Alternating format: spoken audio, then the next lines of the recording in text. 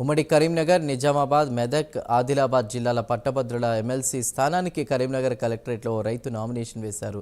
జగిత్యాల జిల్లా ధర్మపురి మండలం తీగల ధర్మారం గ్రామానికి చెందిన కరుణాకర్ రెడ్డి అనే రైతు నామినేషన్ వేశారు. ఏ పట్టభద్రుడైనా ఓ రైతు కొడుకే అని కరుణాకర్ రెడ్డి అన్నారు. ఇక రైతుల సమస్యలపై, పట్టభద్రుల సమస్యలపై పోరాడేందుకే పట్టభద్రుల ఎమ్మెల్సీకి పోటీ చేస్తున్నారని ఆయన తెలిపారు.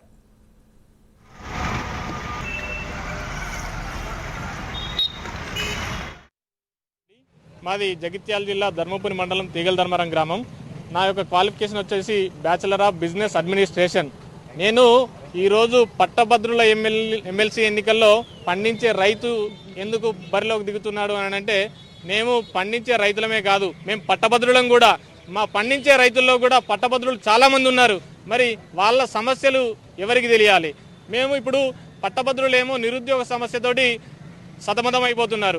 ఆ నిరుద్యోగ సమస్యను తీర్చడానికి ప్రభుత్వాలు ఆపసోపాలు పడుతున్నటువంటి పరిస్థితి. మరి ఇటేమో పండించే రైతులు కూడా కష్టాల్లో కొట్టుమిట్టాడుతున్నటువంటి పరిస్థితి. వాళ్ళకి పండించిన పంటకి గిట్టుబాటు ధర రానటువంటి పరిస్థితి. మరి ఇలాంటి పరిస్థితుల్లో పట్టభద్రులని మేము వచ్చి ఏమన్నా పండించే రైతుల దగ్గరికి వచ్చి నాగలి బట్టి పొలాన్ని దున్నుమంటలేము, పారబట్టి పలుగుబట్టి పారబట్టి ఒడ్లు ఎక్కమంటలేదు.